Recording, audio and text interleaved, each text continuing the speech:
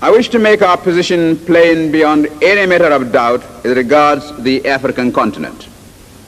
We in Nigeria appreciate the advantages which the size of our country and of its population give us, but we have absolutely no aggressive intentions.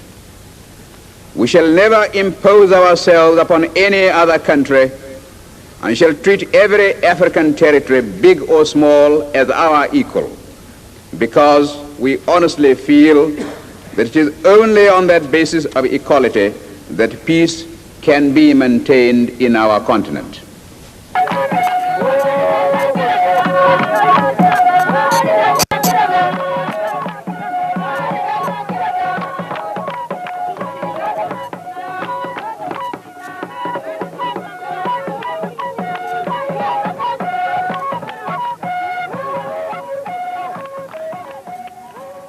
Built during the Obasanjo administration in 1979, the tomb, by its architectural design, is a monument which reflects Nigerian history in total. As one enters, there is an eerie feeling due to the pitch darkness along the passage. This represents the pre-independence era. As one proceeds further, there is a ray of light corresponding to hope for independence. These steps represent the colonial era and the civilian rule, taking one down to full light, meaning Nigerian independence. Here lies the remains of late Sir Abubakar Tafawa Balewa.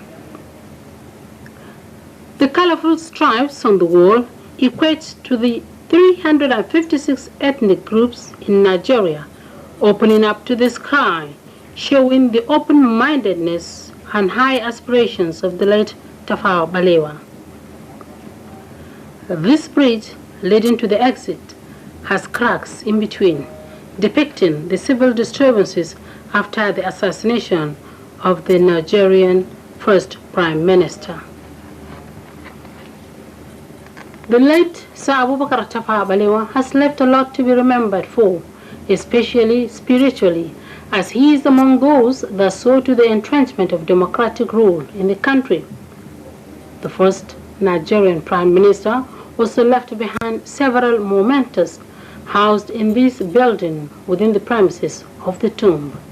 Wrist watches, a black and white TV set given to him by Queen Elizabeth I as an award in London in the year 1945, a bottle of crude oil discovered in 1957 when he was the Minister of Works, a radio, a sword that he received from Sardona of Sokoto, Sir Ahmadu Bello, a personal knife, caps, personal memoirs, and pictures.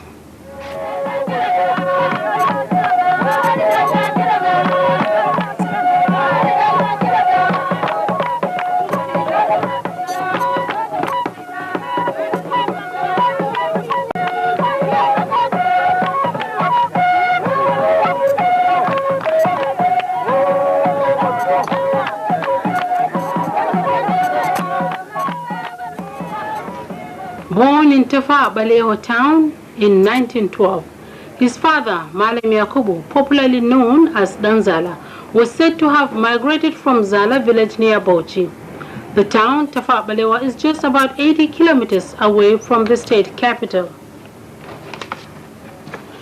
Purji, as the locals call it, or Tafara Balere in Fulfulde language, meaning the Black Rock, is where the name Tafawa Balewa was derived from, and from atop one can see the beautiful setting of the town Tafawa Balewa. Also by this Black Rock is a river, a tributary of River Gongola, where the late Sir Abubakar Tafawa Balewa spends his leisure time. The ruins of his ancestral home still exist in Tafawa Balewa town, with trees he planted still standing tall and aiming higher towards the sky. This premises in the heart of Tafawa Balewa used to house the Prime Minister's elementary school. The famous Abubakar Tafawa Balewa University, Bauchi, Abubakar Tafawa Balewa Stadium, Abubakar Tafawa Balewa Way, Tafawa Balewa Housing Estate, and of course, the Tafawa Balewa Tomb are just a few structures named after Sir Abubakar Tafawa Balewa in order to immortalize the man in Bauchi State.